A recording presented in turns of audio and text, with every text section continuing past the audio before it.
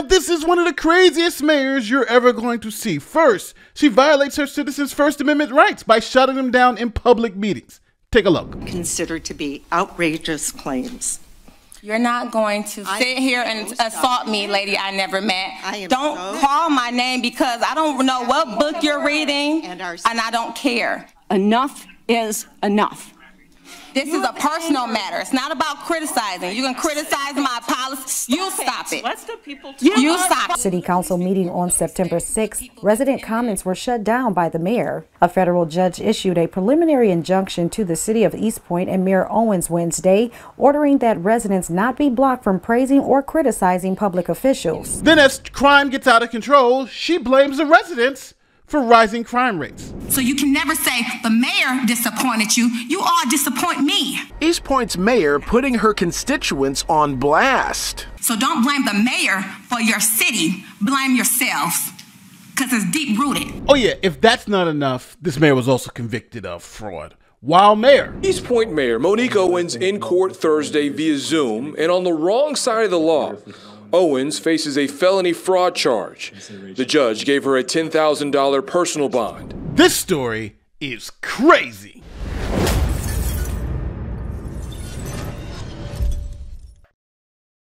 This is Mayor Monique Owens, the first black and first woman mayor of East Point, Michigan. Now to a story of a Metro Detroit woman who's breaking down barriers both in her community and for the next generation of young leaders. We are talking about Monique Owens, the first black woman to ever hold the title of mayor in East Point.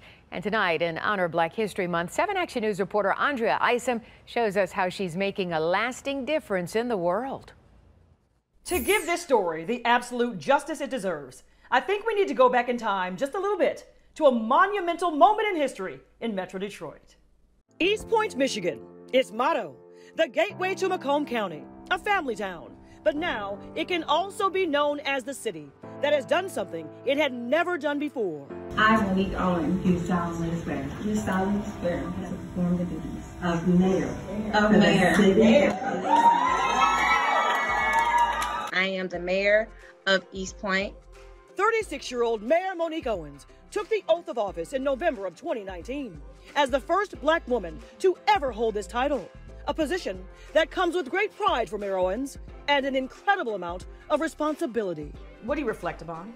The people that came before me. Now, this is a great story. There have been many black mayors, politicians all over the country that have been successful on both sides of the political aisle. But the issue here is when you make such a big fuss over the first of anything, being a representative of the entire group, that has its consequences. If the person's a crook or not capable of being successful in that position, then people can also point to that person as representing the entire group in a negative way. Now, this is especially true when it comes to places like Dalton, Illinois and East Point, Michigan. Now, the East Point mayor, when she got elected and got into power, she straight up became a tyrant, denying citizens the simple right to speak at a public hearing. She did not want to allow citizens to criticize the way she was running the government. Take a look. She tends to bully, it looks like, senior citizens. You'll see why East Point resident Mary Hall Rayford says that.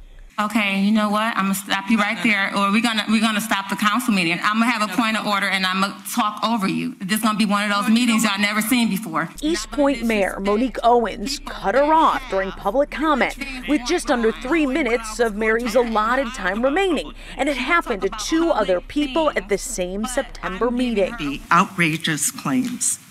You're not going to sit here and assault me, lady I never met. You are out of line. You are out of line. Now, do you want to stand there and talk about your cats and your dogs in the community, but don't talk about me? Now, Mayor Owens is not new to the game. She's actually a former officer and ran for city council back in 2018 and lost. Monique Owens is a Wayne County Sheriff's deputy. She lives in East Point.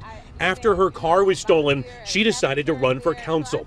If she won, she did not know that she'd become the first African American to serve on East Point City Council. She lost by 816 votes. As a Wayne County officer, I want to make a difference in where I lived at, because I make a difference where everybody else live at. Of course, I want to make a difference where I live. Now, under Mayor Owens' leadership, crime spiked, and the citizens blamed the mayor. But the mayor made it clear it was not her fault. It was the citizens' fault, and they shouldn't blame the mayor.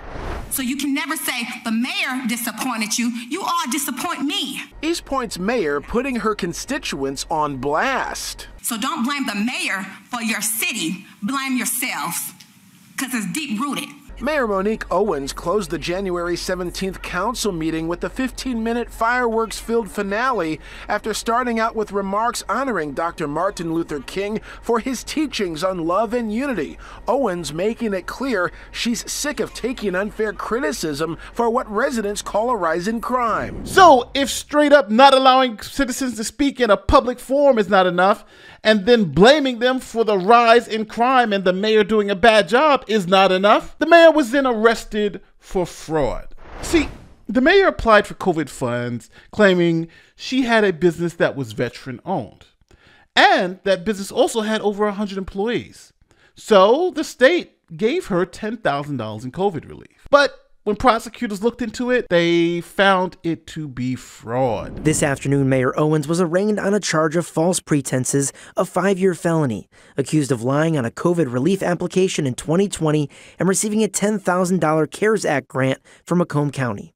The charges come about as a result of obtaining these funds on the application process, as well as some of the information that was provided that wasn't true. Prosecutor Peter Lucido says the grant was for an LLC Owens owns. According to public record, the mayor has 4 businesses in her name. This fall, the 39-year-old mayor was charged for falsely stating on a 2020 CARES Act grant that her business, Naturally Funny Talent Agency, was 51% veteran-owned. It's not, and that it had more than 100 employees. It doesn't. Owens received $10,000 from the grant, and in September was ordered to pay that money back in restitution, which she did. So the sitting mayor is now arrested for fraud, and she was arraigned on those fraud charges. Here's her arraignment. East Point Mayor Monique Owens in court Thursday via Zoom, and on the wrong side of the law. Owens faces a felony fraud charge. The judge gave her a $10,000 personal bond. We don't believe that she's a flight risk. She does have significant ties to the community. But the outstanding allegation of fraud is about receiving $10,000 for a CARES Act disclosure. Obviously, it's just an allegation. There's no proof presented that she did anything wrong. Since Owens was sworn in as the first black woman elected as East Point's mayor in 2021, she's had a rocky time in office. A rocky time indeed. So the evidence was so overwhelming against the mayor, she took a plea deal and was sentenced, but she was allowed to finish her term as mayor. We begin tonight with that courtroom clash between the mayor of East Point and the judge during her sentencing hearing today. Monique Owens is now sentenced to 6 months probation. She also has to perform 100 hours of community service for misusing COVID-19 relief money for her personal business. Now, the mayor tried to maintain her innocence while being sentenced for fraud, claiming that she was not the problem, but the judge wasn't having that.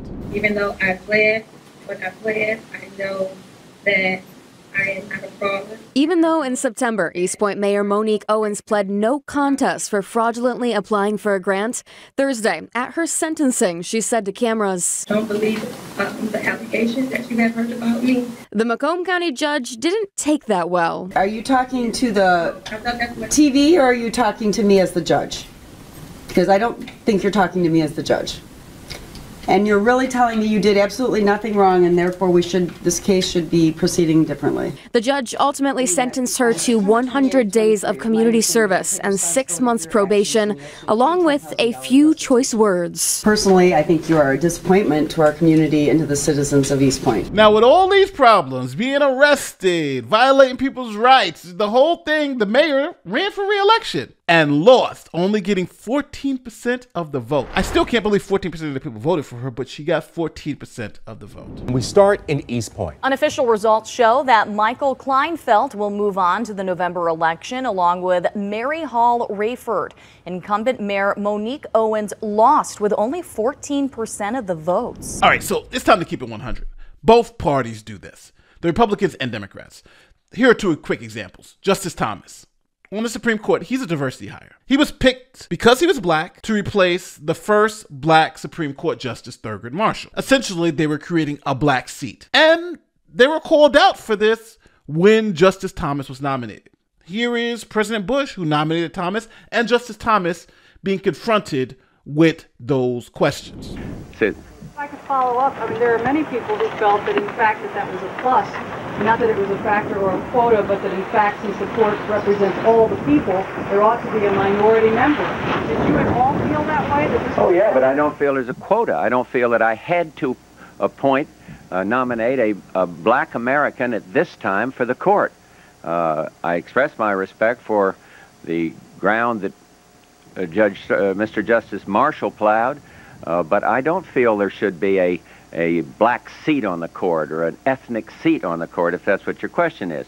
I would reiterate, I think he's the best man, and if credit accrues to him for coming up through a tough life as a minority in this country, so much the better. So much the better. I love what he said at the end. It proves you can do it. Get the job done. And so if that does nothing but enhance the court, in my view. But I just really want you to know we looked at this list with an idea of really finding the best, and I think that's what we did. Yeah, Charles. Judge, a question for you. What do you say to critics who say the only reason you're being picked is because you're black? I think a lot worse things have been said. I disagree with that, but I'll have to live with it.